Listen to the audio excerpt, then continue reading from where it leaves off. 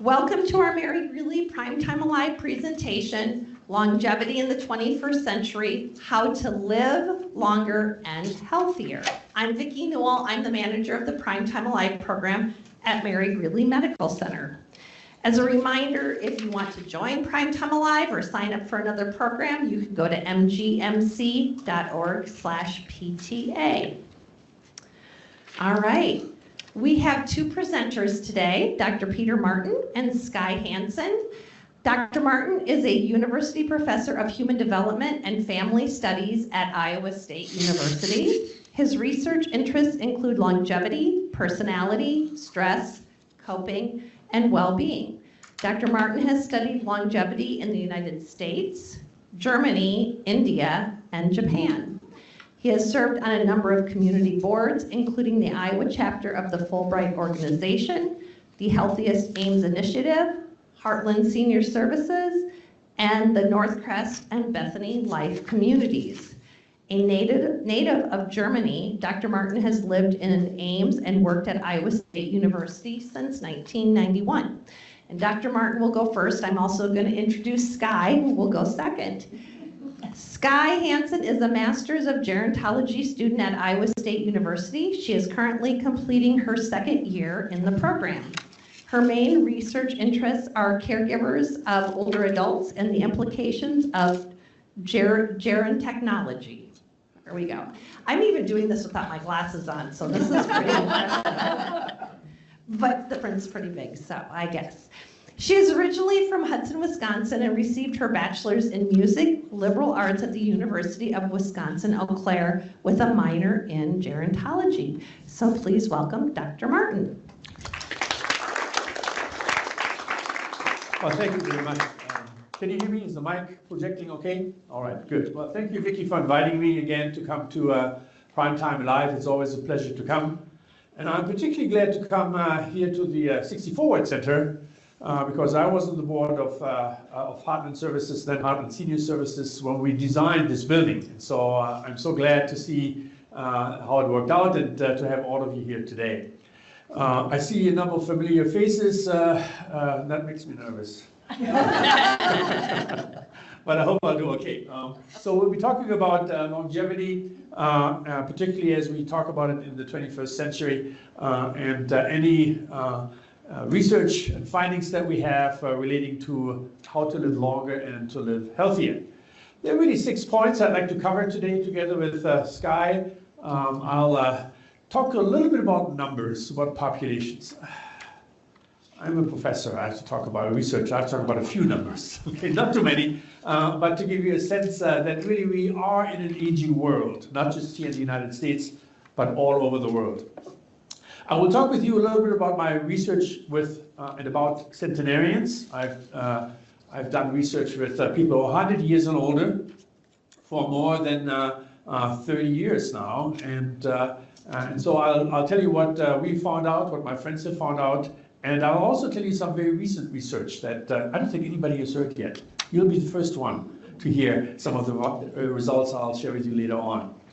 And then if you talk about the 21st century, I thought we really do need to talk about technology, because technology is here for all of us. We're using it now in very simple ways, but Skye is one of our specialists on gerontology, so she'll come in the middle and tell us a little bit about that.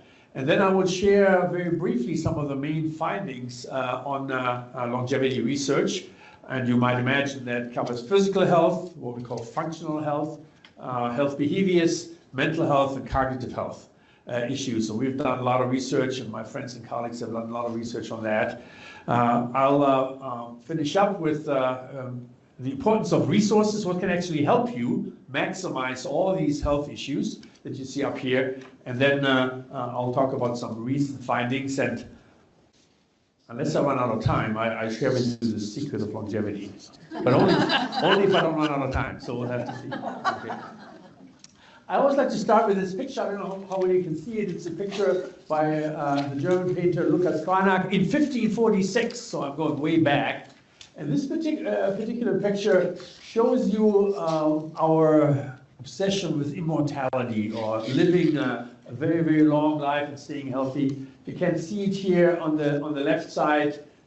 There are people who are not in the best of shape. They're kind of sickly. They are frail.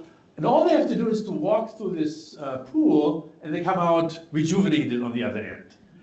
So that's what we are hoping for. Is there a place where we can do it? And certainly, we've been searching all over the world. I've been all over the world looking for longevity ponds like this. And do they exist? Well, we don't know. Well, maybe they do.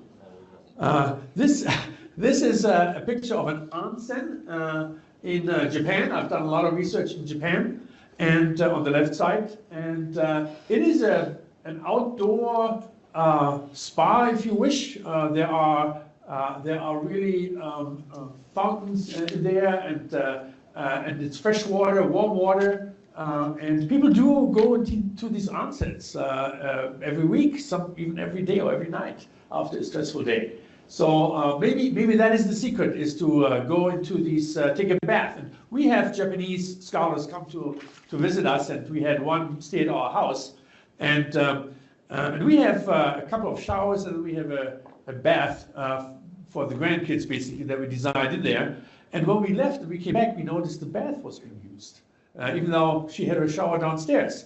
And it's just what the Japanese want. They want a good soaking bath to rejuvenate. So that's the onsen idea.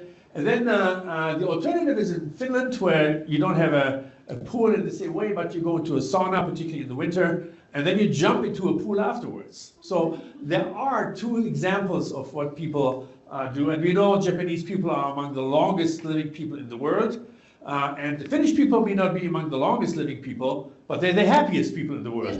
So if you want to be happy and long, take a bath or a spa regularly, and then try to go into a sauna if you wish.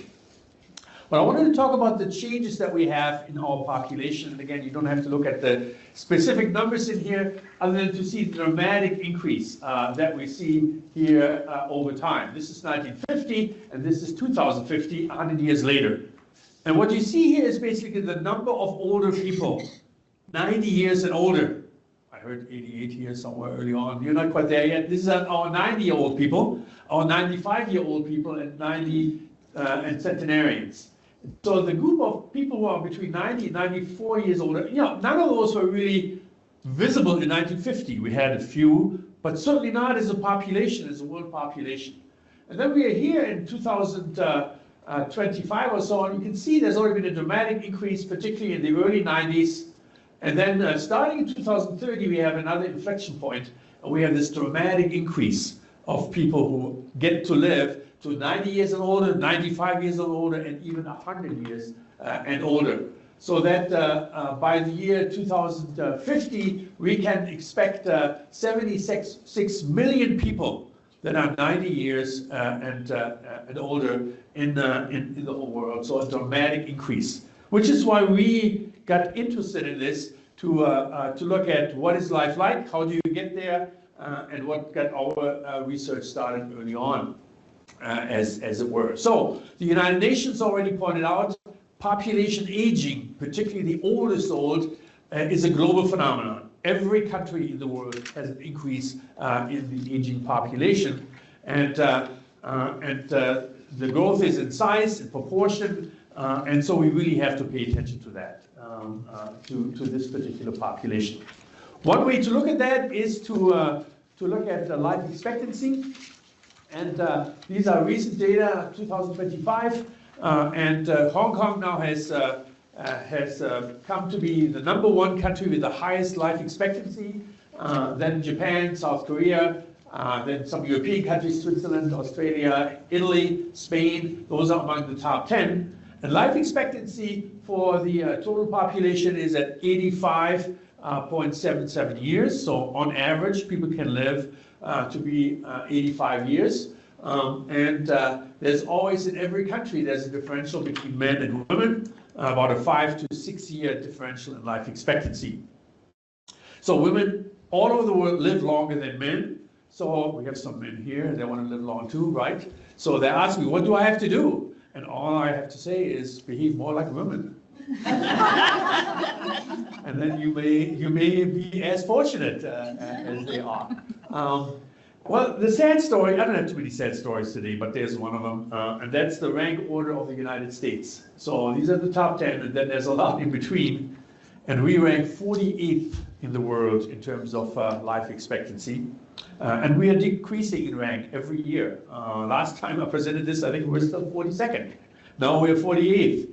Of course, there are some reasons that I'll be talking about why that may be, but we should be challenged to do better than that. And maybe we can learn from other countries, which is why I have frequently traveled to Japan and other countries.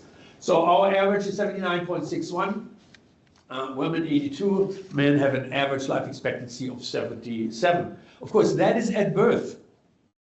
Life expectancy at birth. So we're talking about, when you see these charts, we talk about newborns, people born in 2025. So it's not you. Your life expectancy would be somewhat lower. As a matter of fact, you have exceeded your life expectancy. Congratulations. And with every year, you'll do it even more so. But it still is a good marker of what we're doing. COVID, of course, was a big issue. We had COVID had a major impact on life expectancy all over the world. But other countries have recovered much more quickly. So life expectancy is where it was before COVID. We are not quite there yet. So we are still catching up, as it were, there. So let me talk briefly about centenarians in general terms, so what we know. And this graph, again, don't have to know the details in here, but I show it to show how much science, how much research has been done with and about people who live a long life, centenarians.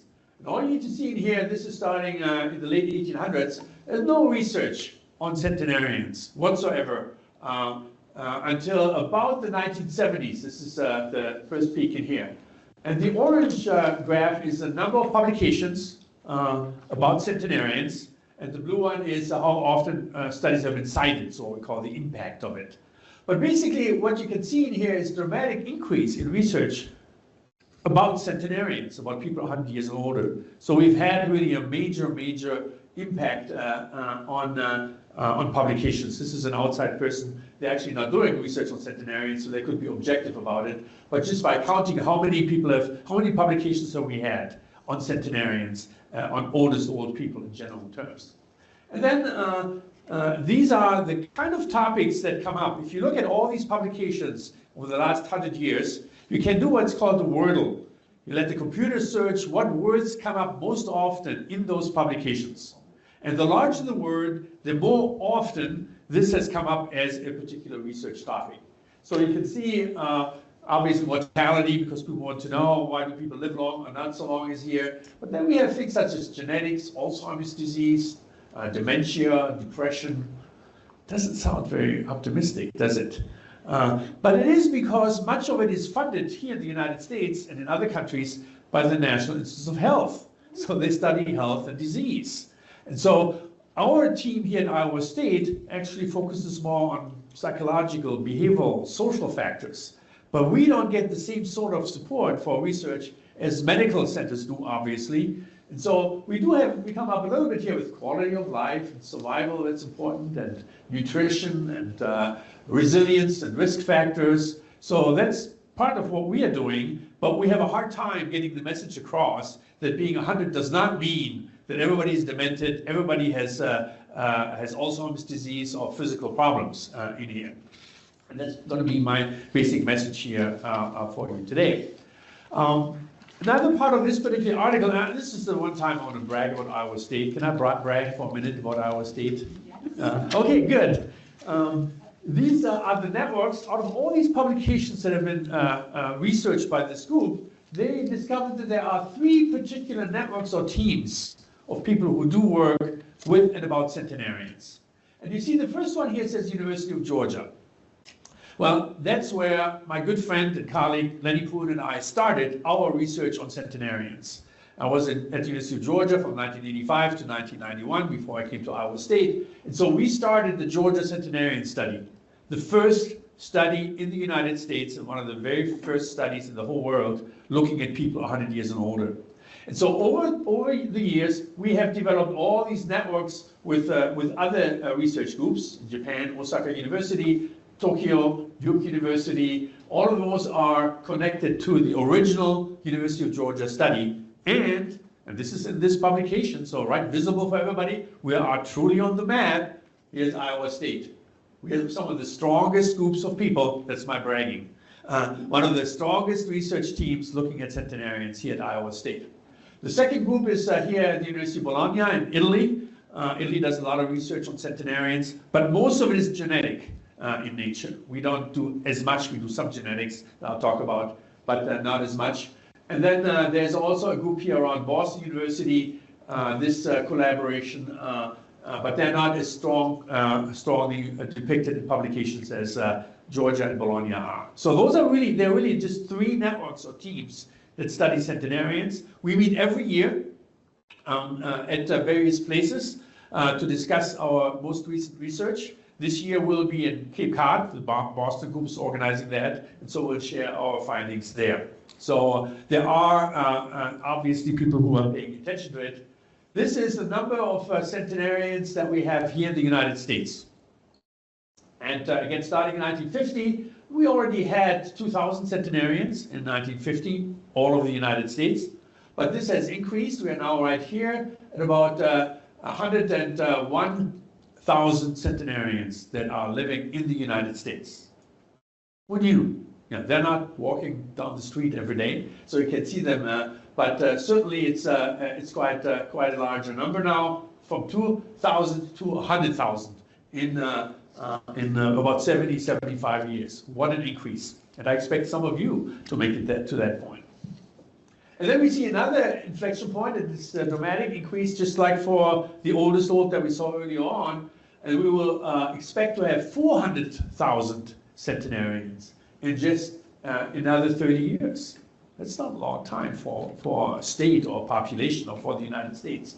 So 4 times as many centenarians we can expect in 30 years compared to what we have now. Here in Iowa, if you're interested, again, the last census data will tell us that we have exactly 1,030, well, at least that was in 2020. We probably have lost a few, we've probably gained a few, but the census told us that we have more than 1,000 centenarians here in Iowa alone. And that, relatively speaking, is the 5th largest population of centenarians relative to the population. Obviously, California has the most because they have a much larger population than we have in here. So these are basically census data. And here too, you can see the gender differential. And this is true for most places in the United States and in the world. About 80% of all centenarians are women, 20% are men. So again, clearly that gender difference that I talked about earlier on. How long can you live? You've not seen this before. This is Jean Carmon from France. She holds the record, having lived 122 years and 164 days. So even if you're 100, you still have a long ways to go if you want to break the record. So get ready to try to break that record. Of course, this was in 1997, and in the last 25, 28 years, nobody has broken that record. She once said that if you can't do anything about it, don't worry about it. So that's good advice. And she also recommended laughter as a recipe for longevity, and she joked that God must have forgotten her. And in the end, obviously, she did not forget Jean Carmon. She died in 1997. I got to Arles, France, where she lived most of her life, all of her life. Unfortunately, in 1998 or 1999, I did go to her graveyard and apologize that I was late. What about now? Who's the oldest person now? As of yesterday, and this unfortunately is a slide I have to change most often because the record changes, but the currently oldest living person in the world is a person by the name of Ethel Kitterham from the United Kingdom. She is currently 115 years and living, so 7-year difference. People make it to 116, 17, maybe 18, and then it gets very, very difficult apparently. So we'll see how far she can push it. Second person, another person from France, and we see a lot of people from France making it to 110, 15, and that is Marie-Rose Tessier. And then the third one is a person from Japan, and they usually are in the top 3, either first, second, or third, or first, second, and third all together. And we have Mini Kondo, who is 114 years old. Number 4, I don't have on here, but I just was curious, where does the next American US person rank? And that's number 4. There's a person from Georgia who is also 114, and she's the oldest living person right now in the United States. We had in Iowa 2 people who joined these ranks some years ago. Neva Morris, some of you may know the name, or even maybe you knew her personally, and she lived to be 114.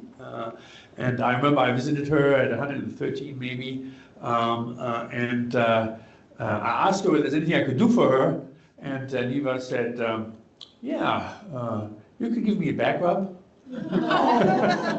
And I did. Not an expert on it, but you know, if you're asked by a centenarian to give somebody a back rub, I will do so.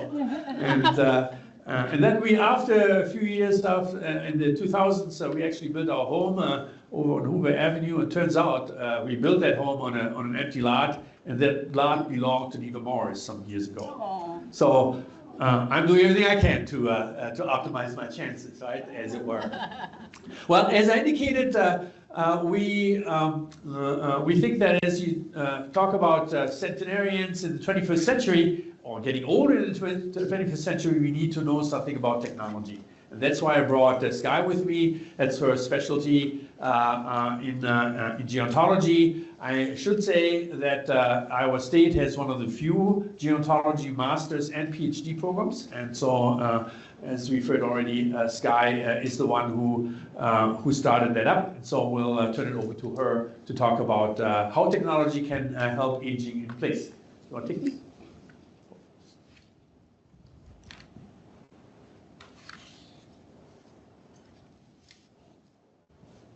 Just clicking it like a button, it's a slide. Okay. I feel like I'm about to sing karaoke to you guys holding something like this.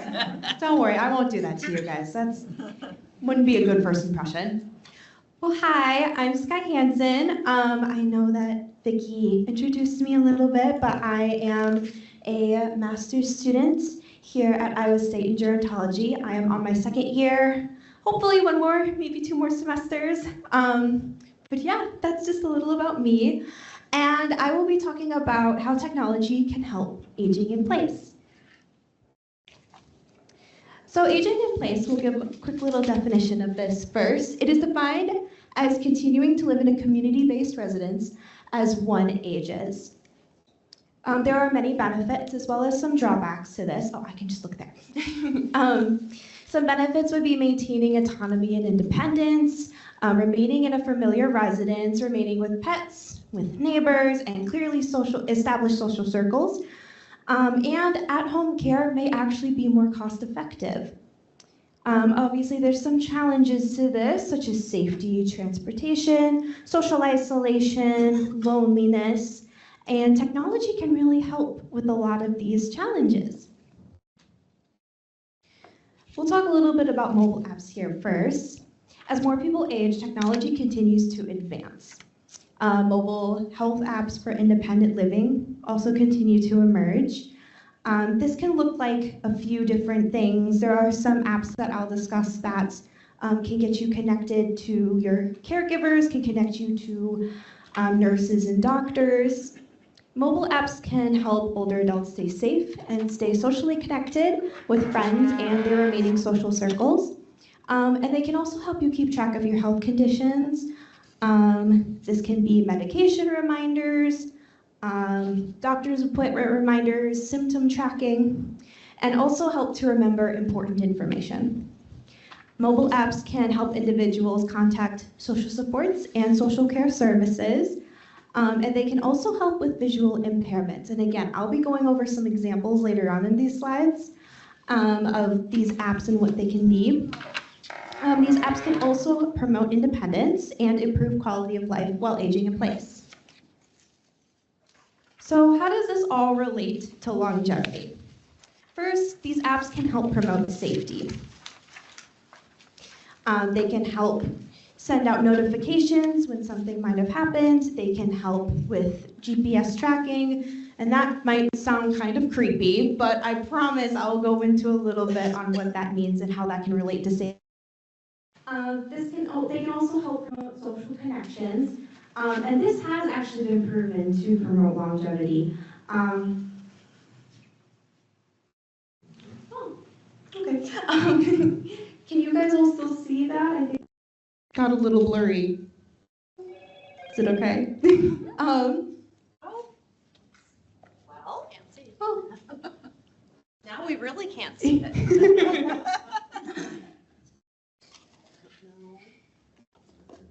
The downside. Speaking of technology. That's this way I get frustrated.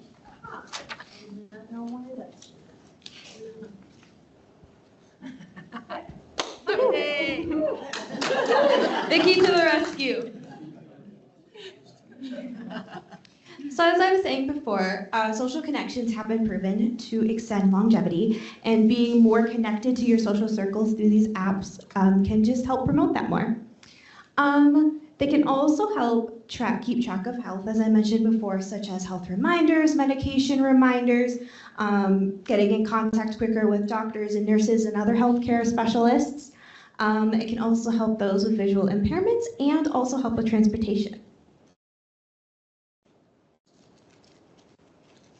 Is that not working now? That's okay. Oh.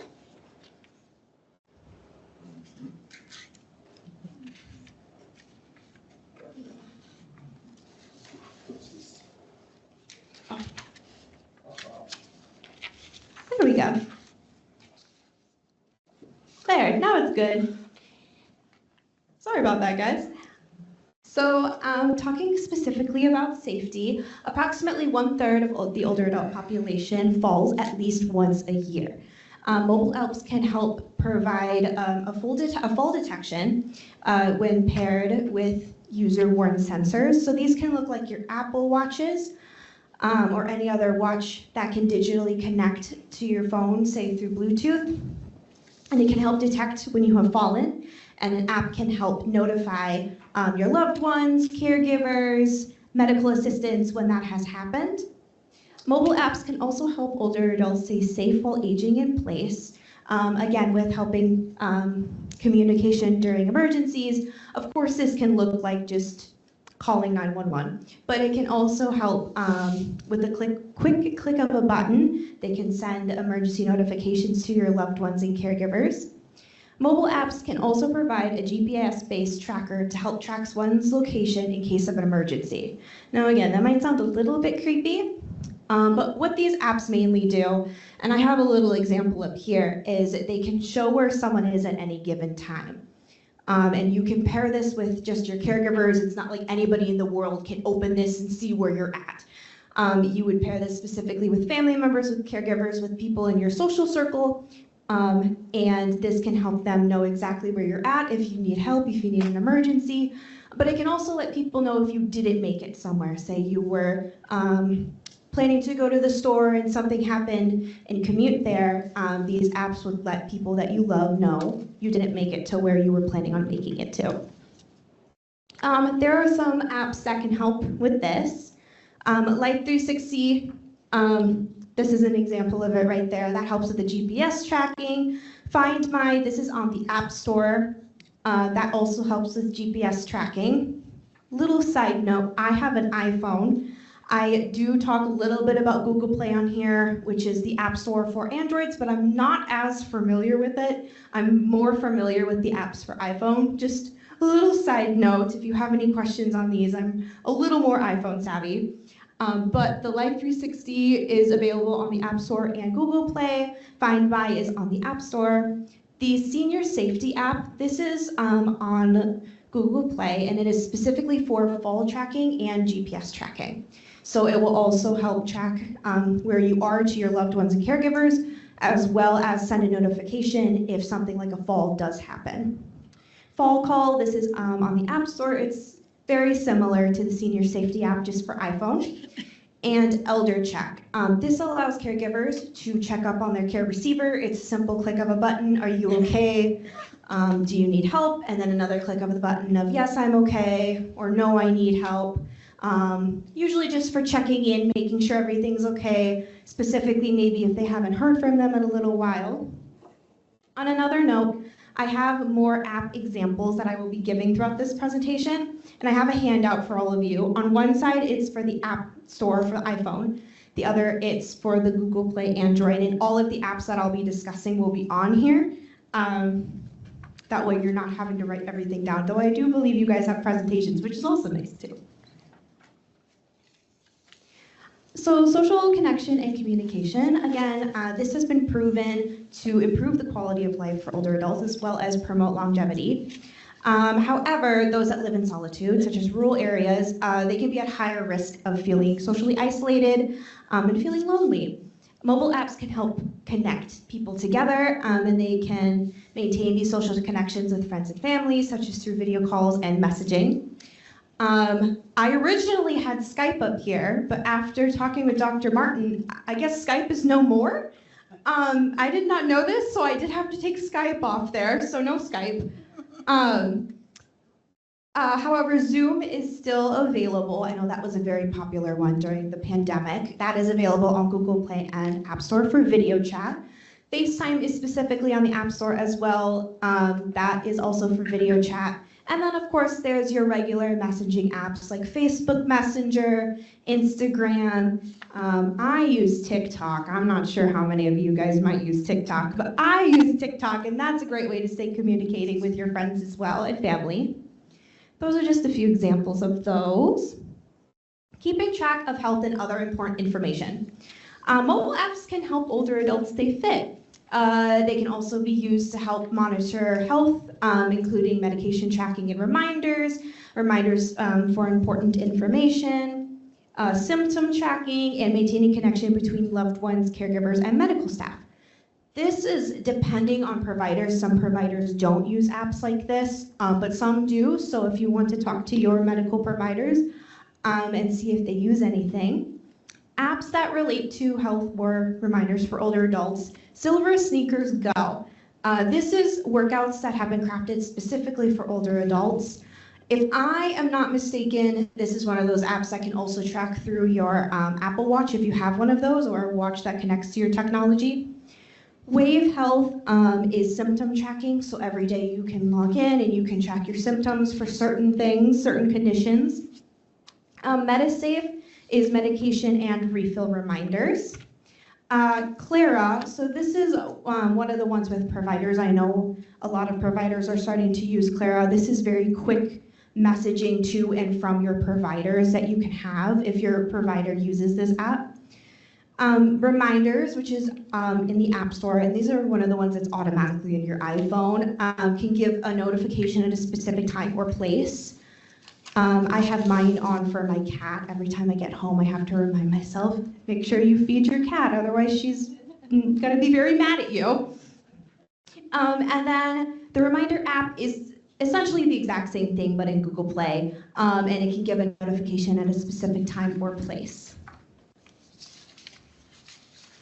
Help for older adults with visual impairments. So mobile apps can help with many disabilities. Visual impairments is just one example. This would include magnifying glasses, flashlights, text-to-speech, medication recognition, and aiding through volunteers. This first one on this example is something that I'm very excited about. I know a few people of my friends that use it. Be My Eyes. This connects volunteers to help with tasks. One of my friends uses it, and every morning she helps an older woman who has some visual impairments pick out her outfit for the day. So she'll ask if these colors look good together, and then she can give a, oh yes, that looks good, or maybe try something else with that. And I know other people can use it at the store if they're having trouble reading some labels. They can take a picture and send it to a volunteer. The volunteer will help them read what the label is saying. Voice Dream Reader. This is just a text-to-speech app from the App Store. Lurgery Reader, I think I'm saying that right. Essentially the same thing, text-to-speech, but on Google Play. Tap Tap See. It takes pictures and then it describes them. And this can include medication labels. So if you were having trouble reading your medication label, you can take a picture of it and it will read the words out loud to you. There are also flashlight and magnifying glass apps through your settings on your phone. I can personally help with iPhone. With Android, I cannot, but with iPhone, I can help if anybody has. I know we're gonna have questions at the end. I can do a little display of that one for you. But those are both automatically built into your iPhones through your settings, or your Android as well. Transportation. This can be difficult for some older adults, especially in rural communities. This is necessary for medical appointments, grocery shopping, and entertainment, as well as just connecting with socially. It's kind of a big round problem, right? Mobile apps can help plan trips as well as access rideshares. Two of the rideshare app examples I have are, of course, Uber and Lyft. Ames Ride is in the Google Play and App Store. So this provides real-time bus information for SkyRide. Transit app does the same thing. And I believe you guys also have access to My State, which is what the students use to track the buses. And it's very convenient. I use it. You can click the specific bus you want and it will show you the whole route and where the specific buses are on that route. So you can sit there and watch the bus come to your location, which is what I do in the mornings. And then of course, Instacart and Shipt. And I use these sometimes too. My mom uses them all the time. This is almost opposite of transportation, if you will, but these are grocery delivery services. So you can log in and you can pick which groceries you want and someone will come and deliver them right to your doorstep. If you want to do this for just individual specific meals, Uber Eats, DoorDash, Eat Street are other specific ones. That's what a lot of the college kids do nowadays. So I know a little bit about that, I guess. But if you want individual meals, you can do that as well.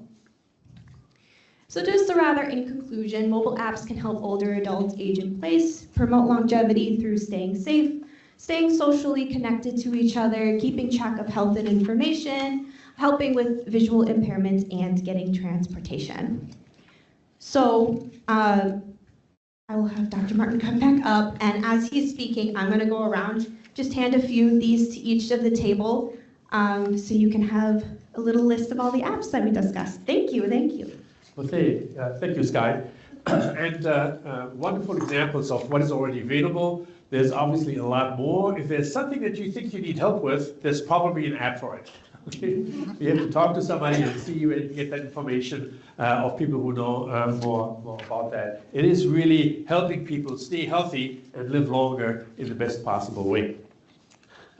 While Skye is handing out the examples of apps, she'll answer questions later on too. I do want to share a few longevity findings with you to bring all of us up to speed in here.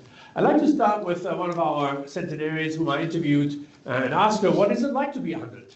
And she said, oh, it's pretty gracious. I enjoy it. I don't feel like I'm 100. That's what you very typically, very often hear. And we actually had them sort of indicate whether they thought being 100 was more positive, more negative, or sort of in between. And I like to show this slide because there are very few people who indicate that being 100 is very negative. Of course, there are positive and negatives, as every time in life, and that's certainly true for people at 100 too. But 50% clearly said it was a very positive experience.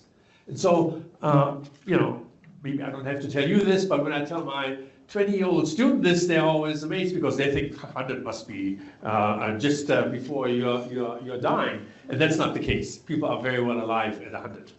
Let's talk about a couple of these functional aspects of being a centenarian. This is a Japanese centenarian whom I met at a geontology conference. He was 104, as you can see by his headband in here. He took a world trip every year after 100. He was a physician, and so he decided to take a world tour for his birthday, and he happened to come by our meeting in this particular year.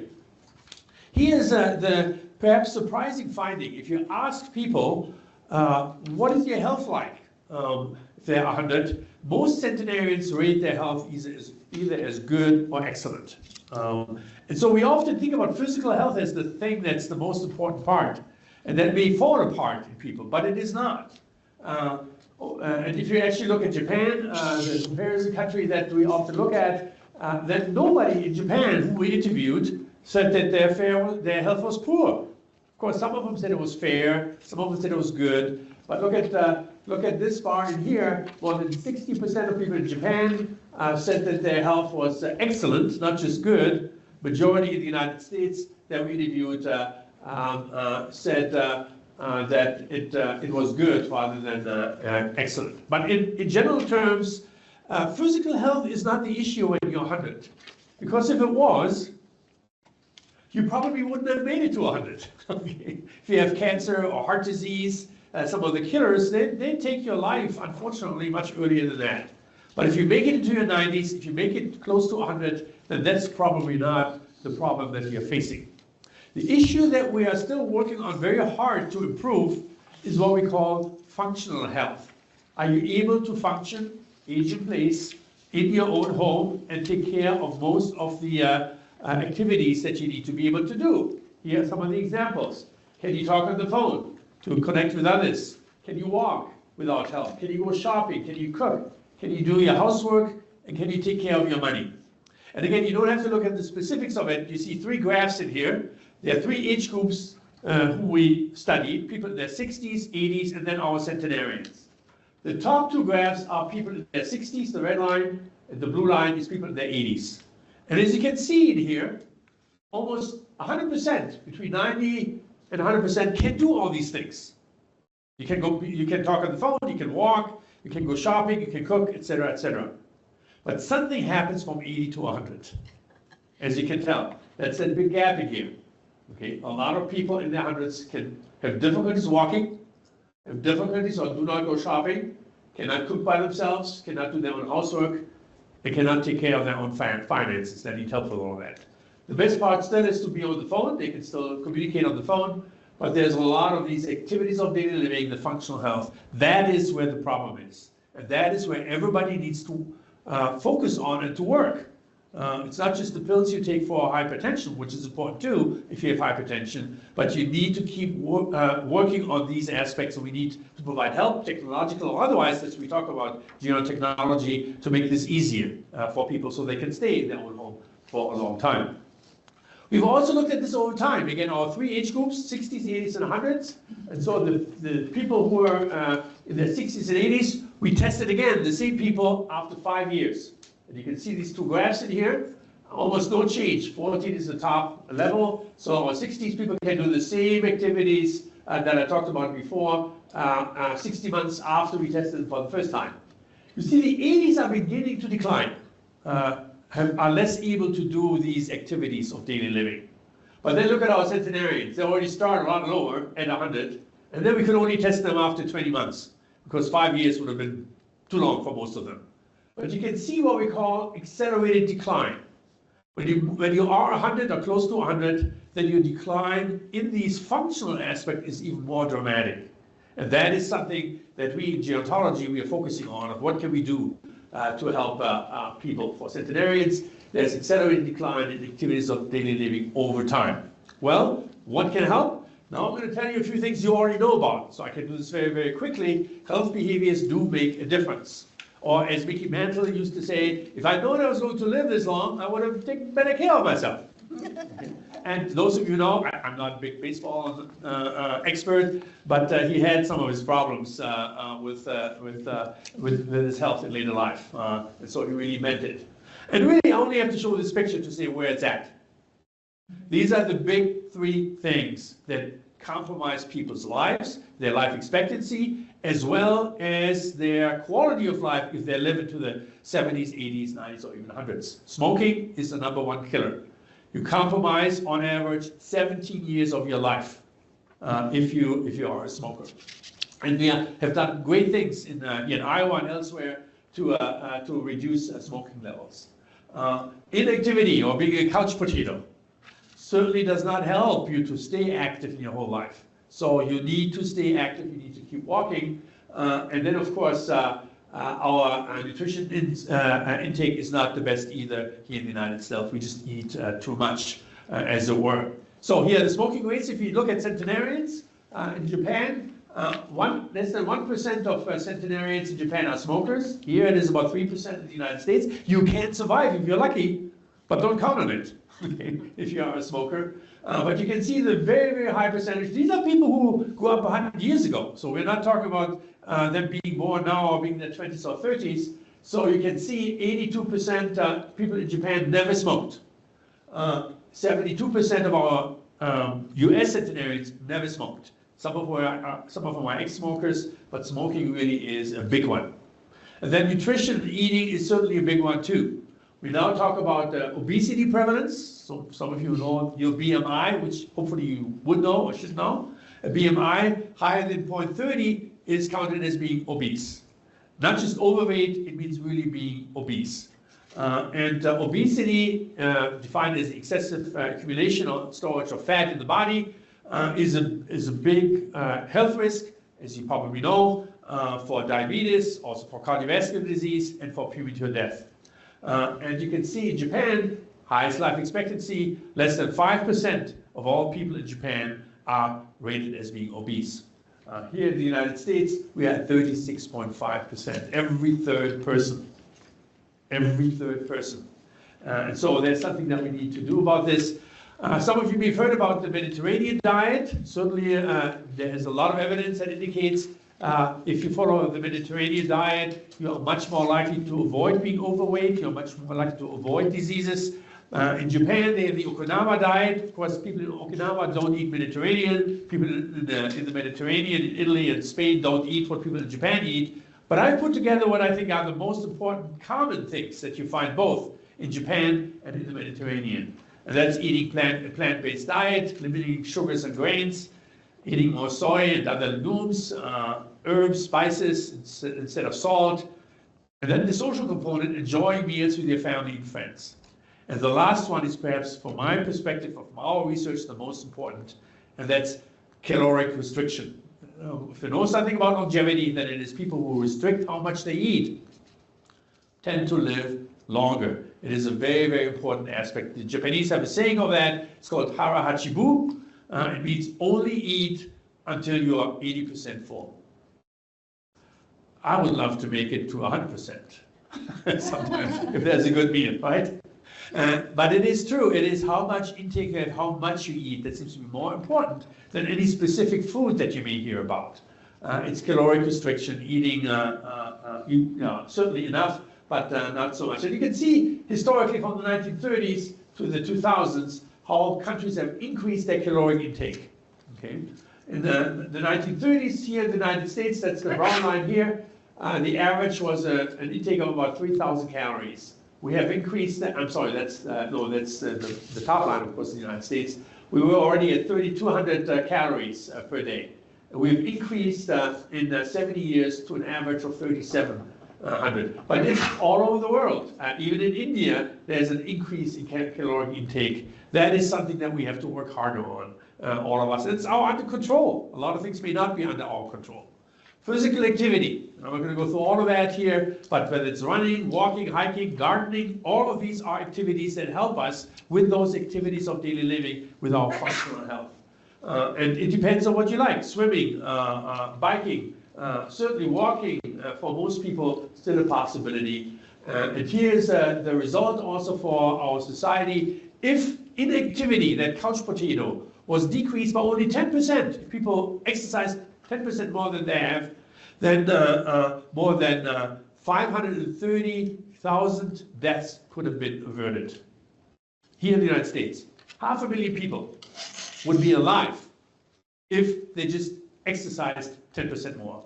Okay?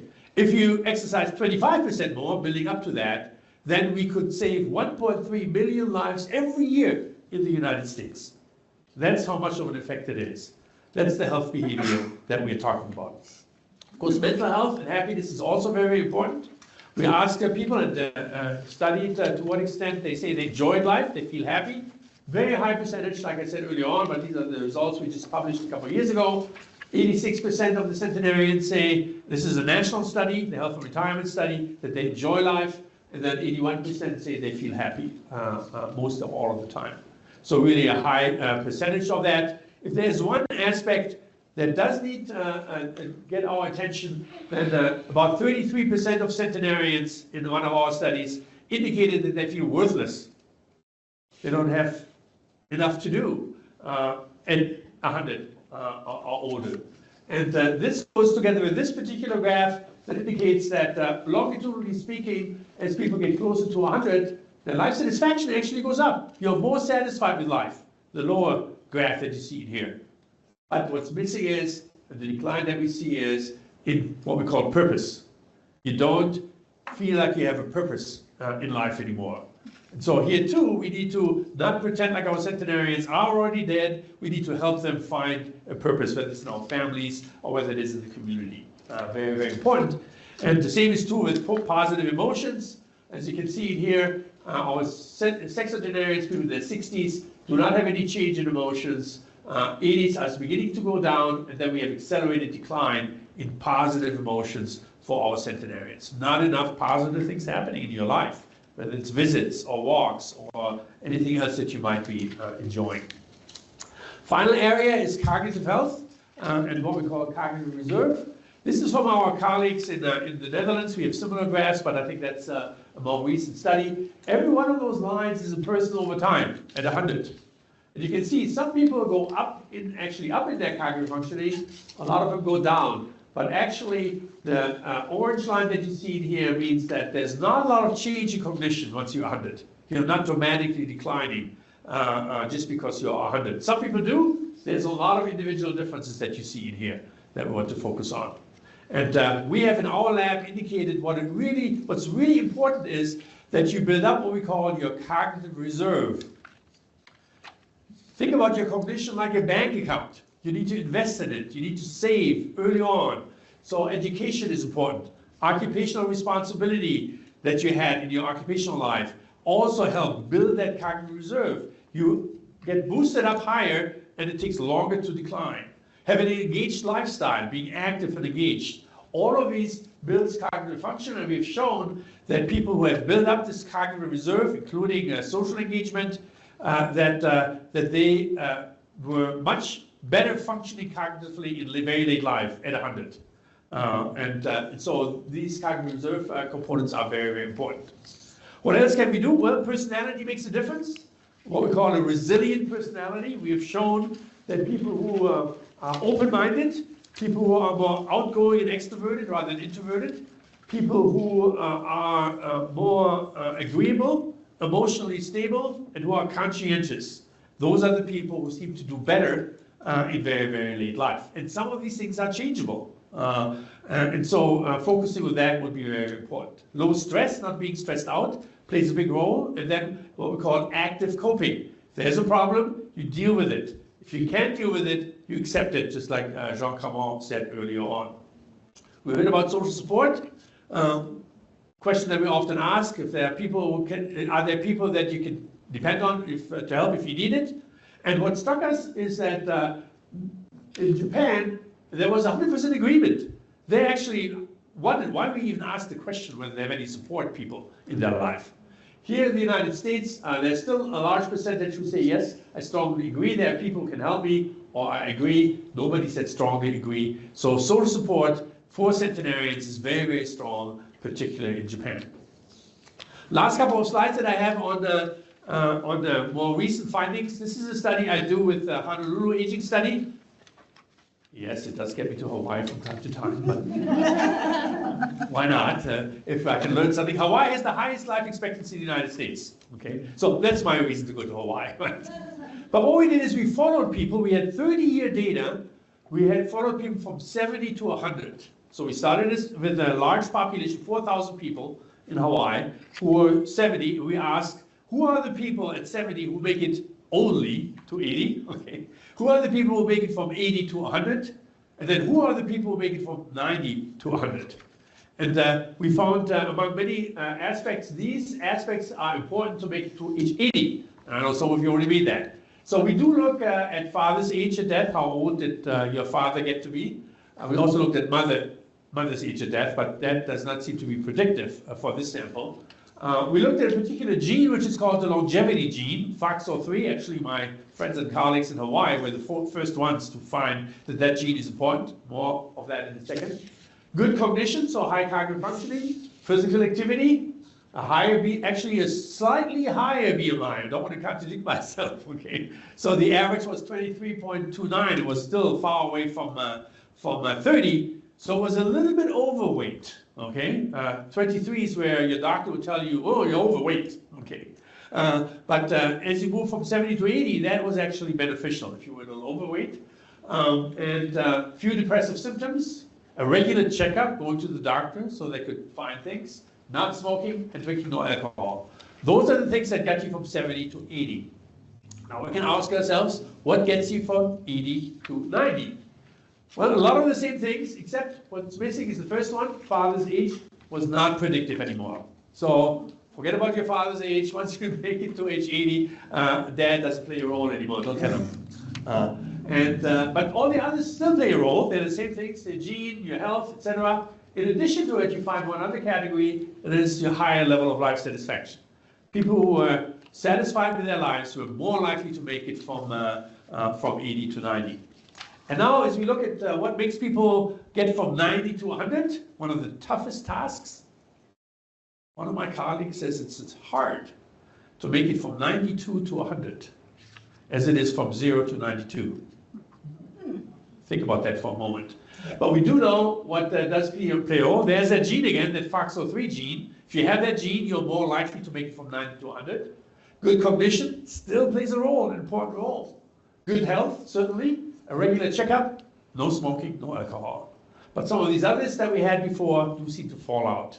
So it does seem to crystallize more around these particular items in here. And then the last more recent finding that nobody else has heard yet, we are the first group, except for my lab, some people in my lab. We are now convinced that there are different pathways to longevity. Not everybody makes it to 100 because of the same things, nutrition, exercise, etc. And so we asked our Hawaii people again to see whether there are different clusters of variables that predict why one group makes it to 100 and why other groups make it to 100. So let me tell you what I mean. Look at this third group here first. That's by far the largest group. What do they have in common? 222 people in the Hawaii study. Well, these are the three basic things in here. Mother's age at death, and she did play a role for this group of people. Education, your own education, and you had low support. You don't have a lot of support systems, but really we call this the academic longevity. I like this. I didn't come up with the word, actually one of my lab people did, but really education seems to be the most important thing here, is that if you have a high level of education, you have a good chance to make it to 100, from 70 to 100. Interesting enough, the second group, group 2, is a very small group, only 16 people of the entire sample. They had low education, but they could still make it to 100. Why? Here's that gene, the FOXO3 gene. They had that gene. The others did not, or was a 50-50 chance. Okay? So, and their father's age also helped in here. So a very strong genetic component. But when we talk about genetics and longevity, what this really means is, yes, genetics play a role, but only for some people, not for everybody. If you don't have the longevity genes, you could still make it by good education, or in this first group, also a smaller group, by your social support. So this is the socially buffered centenarians. So these are three different pathways: education, education, education, the largest group. The second largest group have good social support. If you have neither of those two, then perhaps your genes might help you. So we're talking about these different pathways of longevity here. So, have you run out of time? It's 3 o'clock. Secret of the longevity? I was going to tell you the secret, unless I run out of time. Well, here it is. I will reveal it because you've been so patient with us. The exceptional longevity really has these 6 components. Not for everybody in the same way as we've just seen, but certainly genetics, family longevity plays a role in longevity. Who would argue with that? Personality, stress, and coping, we talked as a resource, also very, very important. Your social support, you cannot get there on your own. unless you have higher education, apparently then you can. Okay, so support is very, very important. Cognitive health, that seems to be prevailing. You have to keep exercising your mind and your brain, like playing music, perhaps in the Central Iowa Symphony would help. I see we have a person here who plays musical instruments. Learning a language, a foreign language, at any age would be challenging. You have to, it's not just, puzzles are good. You know, you could play, do your crossword puzzle or do a Wordle or whatever you like doing. But what's even better is to challenge you a little bit more. You know, if you have problems, think you might have problems with your memory functioning, it is trainable. We know this from a number of studies that have shown if you take a group of people who have declined in their cognitive functioning, in their memory functioning, and you train them over just a few weeks, they get back to where they were. So it is trainable. Cognition is very important. Certainly health behaviors, I don't have to convince you. It's the three aspects that we talked about, exercise, nutrition and activity, and physical and mental health certainly are important too. So we do know a lot about longevity. If you optimize all of these, you have a much better chance not only to live a long life, but also a very, very healthy life. I do believe, given the numbers that we've seen in the beginning, longevity is the social revolution of the 21st century. We are just beginning to see a large number of people who move into their 80s, 90s, and 100s, and it will be challenging for the society, for any society. And we are charged to do well. That's why we're educating gerontology masters and PhD students to help us with that. The challenges are the population aging that we've talked about, different health aspects, certainly optimizing your resources, and yes, we will have to take advantage of better and better technology that can help us live a long life. We can influence our healthy lifestyle and longevity by engaging in what we call an effective lifestyles, exercise, nutrition, and support. I want to finish up with two quotes from a couple of centenarians where we asked, how did you live to be 100? One centenarian told us, I took one day at a time. And I probably would hear many of you say this. Every day is a gift. What another centenarian told us, I have no magic formula. I just went to work, done my job best I could. And the years just piled up. And then the last one I like, this is actually the centenarian from Des Moines I interviewed up here with permission to take his picture. How did I live to be 100? I haven't done anything special. I just lived. But these three words I find very powerful. I just lived. That seems to be a key of what we're really thinking about. So this is an update on longevity in the 21st century. Skye and I are happy to answer any questions you might have.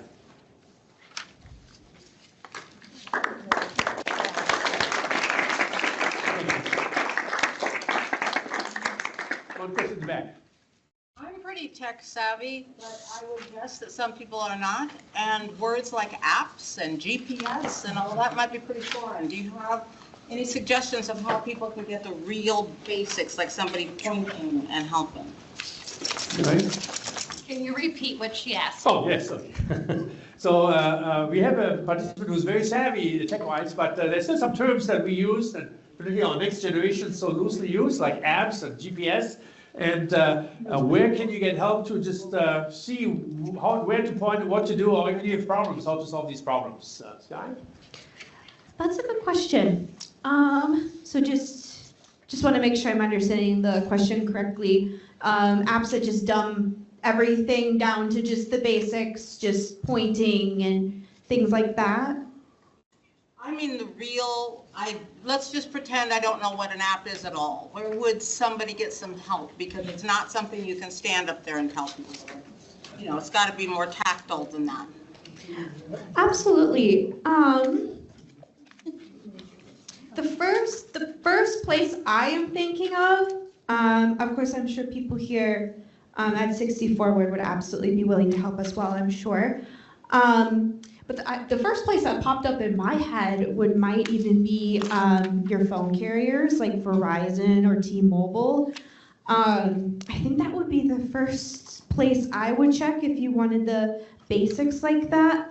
Do you have any ideas too? Yes, I have a very specific idea for most people, maybe not for all. Your grandkids? Yeah. Grandchildren? Children, grandchildren? And don't be shy to ask. I can tell you from my own experience with my grandkids and my kids, they are so happy if they can teach you something, you know. We don't want to tell them that we don't know these things, but they are ready to say, well, can I show you? And of course, it takes practice, and you can't just hear it once and then think you know it. My mom lives in Northwest, she's 90, and she uses her iPhone, and I see my son, her grandson, teach her every time he comes and visits, something new that she didn't know about. And so, you know, family members, I think, a great resource mostly of younger generations, as it were. But I wish, just a second, just one other example that I have, I wish we could also make a closer connection between many of our students at our state who are in computer science, who would love to share their knowledge too, but you know, they don't know about 64, they don't know about Prime Time in Life or any other group, and you don't know necessarily about them. But we could make connections to say, could we have a Friday cafe once a month or once every month, and you come in and we'll show you something new. Certainly all of that is possible to do, but it takes some initiative. Vicky, do you want to say something? And I will make that suggestion for down here at 64, but I would probably Google it. I would just go to the internet and say, how do I use this app? It's amazing. They probably have videos and things to show you how to do it. The other thing I tell people all the time also is, especially if they're looking to get a new phone and they say, what one should I get? What one's best for me? And I say, who's going to help you when you can't do something on your phone? Well, my daughter, my grandson, and I'm like, get the same phone that they have. That's my best, especially if it's Apple versus Android. I think you have some flexibility if it's an iPhone 13 or 16. But really, the Apple Android would be the big one to make sure who's ever going to help you get the same kind. Yeah, that's good advice. I like that, yes. 60 Forward does have, I think it's twice a month on Thursdays, Ames High School. Has students Fantastic, down here yes. for tech support, and it's just walk in. It's wonderful, but there sure could be more because it's usually pretty busy.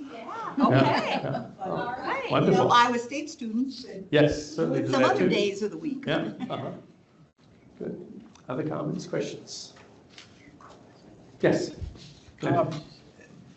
How important is stress? I noticed that some of the top countries who have longevity, Hong Kong, South Korea, I would expect them to be in high stress zones, but evidently that doesn't pan out. Yeah, it's an important question. I mean, we don't want to have a completely stressless life because then. Will you repeat? Yeah, oh, thank you. Yeah. So the question is, how important is stress? There are some countries like South Korea and Hong Kong that that seem to have a high stress level, yet they are way on top of the life expectancy chart.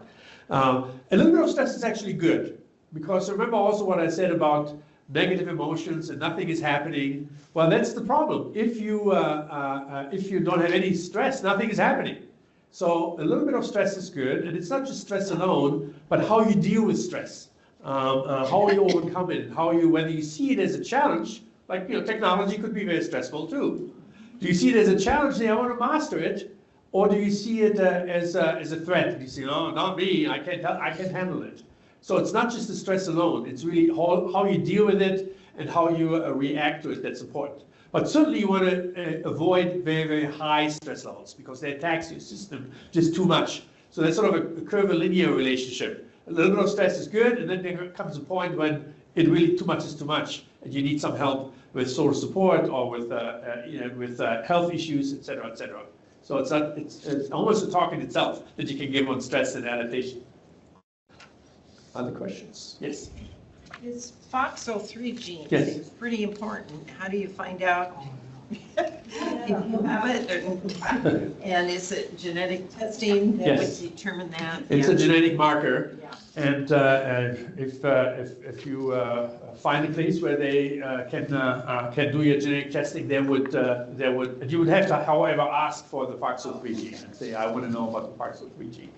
And it is an important one. It's really only one of two aging genes that keep popping up. FOXO3 is one.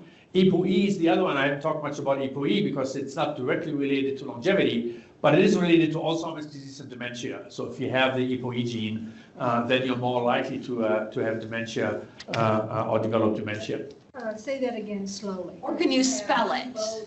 It's called ApoE, APO-E, ApoE. Is the gene that seems to be associated with longevity. But both of those, I need to caution you to say that you can have the ApoE gene and never develop dementia. Or you can develop you can have the FOXO3 gene and never live a long life. Okay, it's just there's a high probability that that's going to occur. And we know about genes, an important aspect too. We know that genes turn on and they turn off. And we need to find out why is it, or how can we make it that a bad gene is being turned off like a light switch, okay, or like the computer, okay.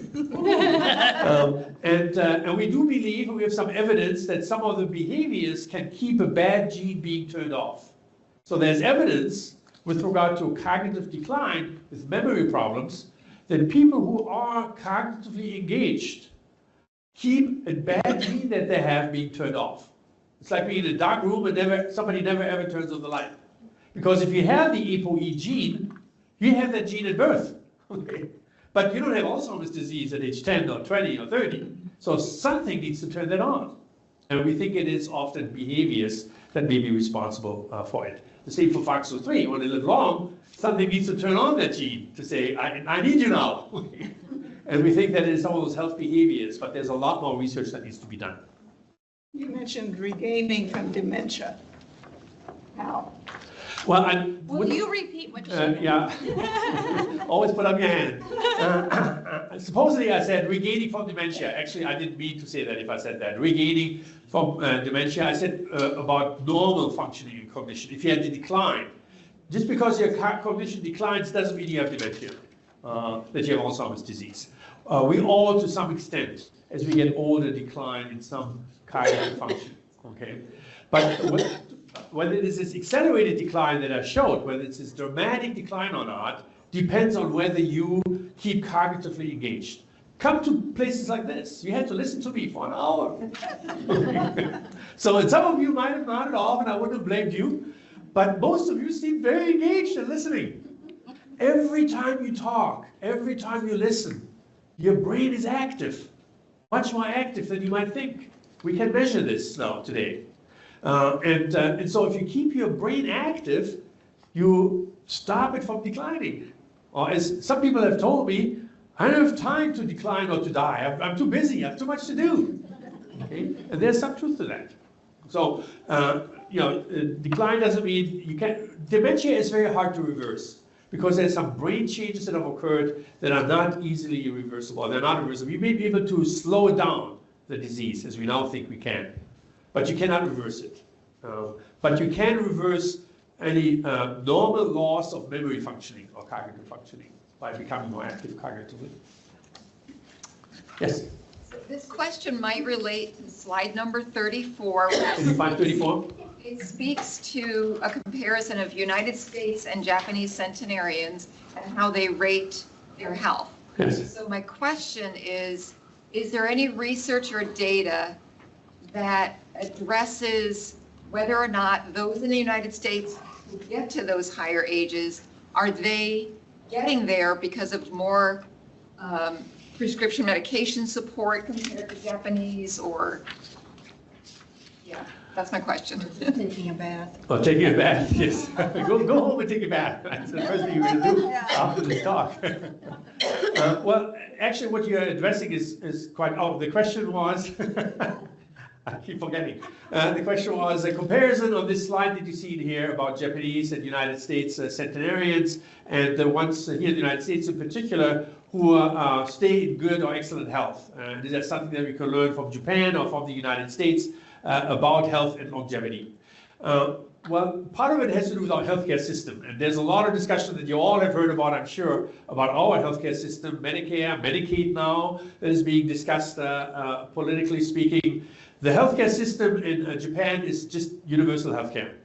And the example that I can give is when I stayed for 6 months in Japan, and I had to go to the city to the city hall to register. Everybody has to register in Japan. And after they took my name and where I would live for 6 months, they said, now you have to go to this person over there, and you have to sign up for healthcare. I said, I have healthcare. I'm coming from the United States. Doesn't matter. You have to sign up for healthcare. And I signed up for healthcare, and I signed this, and I said, okay, I'll do this. Obviously had to. And then that person said, now you have to go over there, and you have to sign up for long-term care. I said, I'm here for 6 months. I don't expect to be in a nursing home for 6 months. They said, doesn't matter. You better go over there and you sign up. And so I did. So there's universal health care in Japan. That certainly helps with them not indicating that they're in poor health, because that's been taken care of. Also, after it was 4 months, I believe, I got a letter in the mail. We have assigned a doctor to you, and you're due to come to a doctor's visit. So they didn't ask me to call them. They wrote, because now they had my address, right, when I registered. They asked me it was time to come in and be checked over. And so that probably accounts for their healthcare system. Here in the United States, the people who are 100 and say good or excellent also will tell you that they have good healthcare. And again, education plays a major role, because education is also a proxy for economic resources. You can afford better healthcare. You can go to Mayo if you need to. I talked to one of our faculty members here who's, I believe, now 102. I met him last, I think, when he was just turned 100. He was still walking from the union. I said, what are you doing here on campus? He said, well, I'm going to my office, working at 100. And I asked him, of course, what is it? What made you get to be 100? He said, well, it's my health care. My doctors. Talk to my doctors, is what he would say.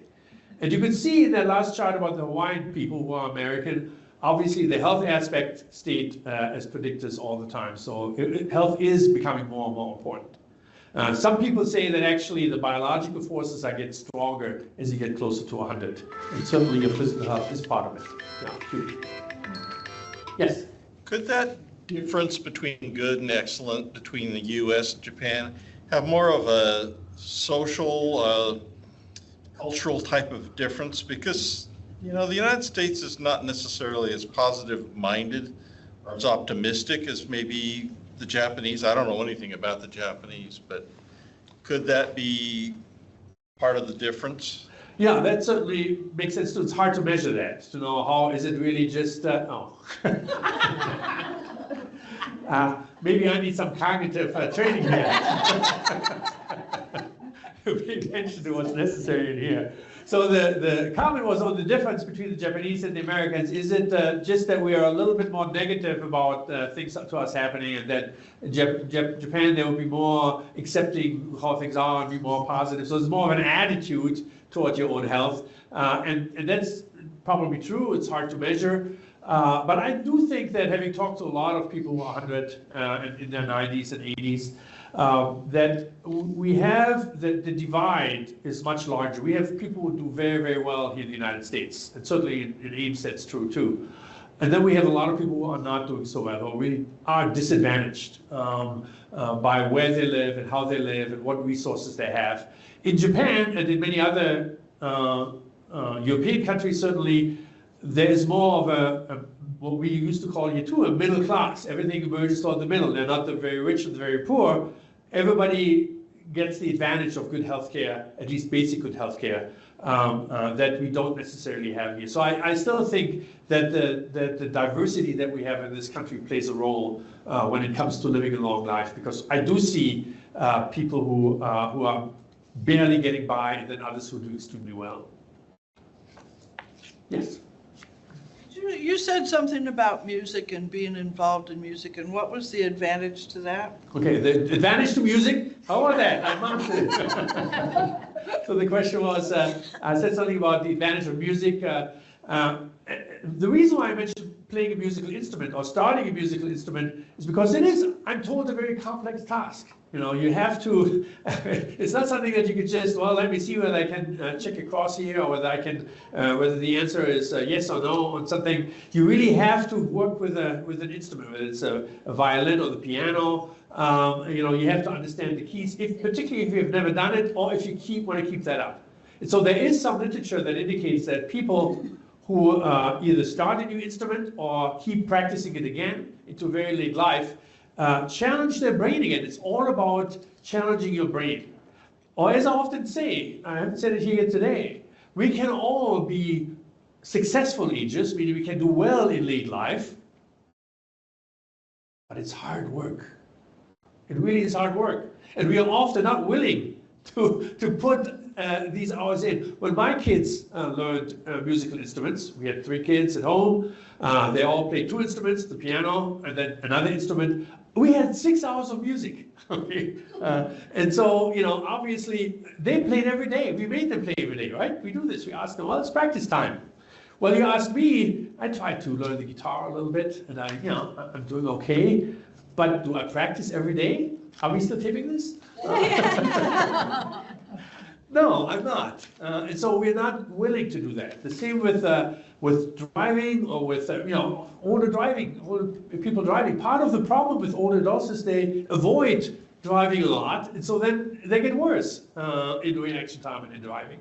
If you practice it, if you had to drive every day for half an hour, let's just say, you could probably drive a lot longer than you would if you drive only occasionally, because you do only drive when you have to. The same with math. How often do you use math? I always tell the story when my son came back from college, or one year, I think it was a senior, he said, "Dad, I have good news for you." I said, "Son, what is it?" He said, "I've taken my last math test ever. Never again have to do math." I said, "Son, this is really great." Mrs. Dolke knows who I'm talking about. I said, this is great, your last math test ever. But I can tell you, it's the first ability that will decline.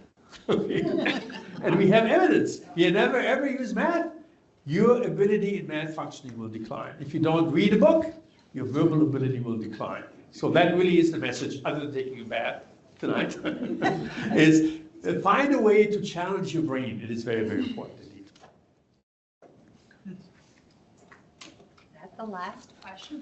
Well, You have been very, very patient. I want to look to see if anybody entered Yes. one online. Don't want to leave anybody out here. While she's doing that, just a comment, the United States is the only developed country in the world that does not have universal health care. Yeah, United States is the comment here, the only country in the world that does not have universal health care. And I think we are paying the price. At least some people are paying the price, not all of us. Again, if you have your own resources to pay for health care, you're going to be okay. But there are a lot of people who are not. And not only in late life, but that starts early on. And then you don't have that reserve being built up that I talked about earlier on, also in physical health. Do we have any questions? No? Okay. Any last ones here? I don't want to, we have Dr. Martin here now. Okay, one more. Let's do this. Okay, I was just gonna say very briefly, I take a class over at Moon County Hospital a couple mornings a week, and they keep mentioning stay active, stay involved, just like you were talking about, that's so important, so, which is what I'm trying to do. So. Yeah, good for you. And that's what I think all of you are trying to do. Yeah, that's why we're here. So I'm preaching to the choir, right? Yeah, exactly. Yeah. Universal health care may not be as good as you might think. We go down to Texas, we have for 30 years, just 7 miles from the Mexican border. There are a lot of Canadians that come there, and they have that universal health care. But things that go with that, they have certain rules. They can only be out of the country for like maybe 6 months at the most, and they have to go back. And then their universal health care does not cover everything while they're in the United States. Like my insurance will cover me when I'm out. Also, they had to wait for a long, long time to get in and see a doctor because everybody was all so busy that sometimes when they did have to see a doctor, they would come to the United States because they could see somebody. Yeah. So the point here is that universal health care in other countries isn't always the best recipe either, or doesn't seem to work as well as we might make it to be. Examples from Canada, for instance. And I know, having been in Europe many times and having gone up there, healthcare in European countries isn't the glamorous thing either. There are problems anywhere in the world. Part of it because of this increase in population. Okay, it's very expensive. The more people get older and very old and have problems, the more a country has to pay for it. That's true for Canada, as it is for the United States, as it is for Germany, France, or Japan. So every country that I've ever been involved with or connected with struggles with politically with how do we best take care of our population, and population increases with more and more older people in our society, in our country. So that is a challenge, will continue to be a challenge for all of us to solve. All right, well, thank you, Dr. Martin, thank you, Skye, lots of great information, you never disappoint, thank you for always coming back. That's one of the things that I say about having our programs in this new community center, this older adult center down here, is sometimes we have bowling going on, sometimes a band is practicing and we can hear, but I say that's the great thing about being down here. It's very vibrant. There's lots going on. People are engaged and socializing, and so we may have some of those distractions, but I think they're good things. It means there's lots of people down here using this facility, so that's great. Yes. So thank you so much. Thank you so much. We really appreciate you coming. I want to remind everyone to please fill out the evaluation. There's a basket in the back. You can drop that. Also at the bottom, you can give me ideas on different topics or presenters you'd like to hear from. Our next program is Wednesday, May 28th. That will be down here. It is on stroke awareness, understanding signs, symptoms, and risk factors. And then Tuesday, June 3rd at 2 p.m., that will be back at Mary Greeley. In our Myers Auditorium is Dr. Kohler, who's an Ames boy. Ames grad, is doing a program on osteoarthritis of the hip and knee. So thank you for coming out, everyone. Please drop off your evaluations and have a great day. Thank you.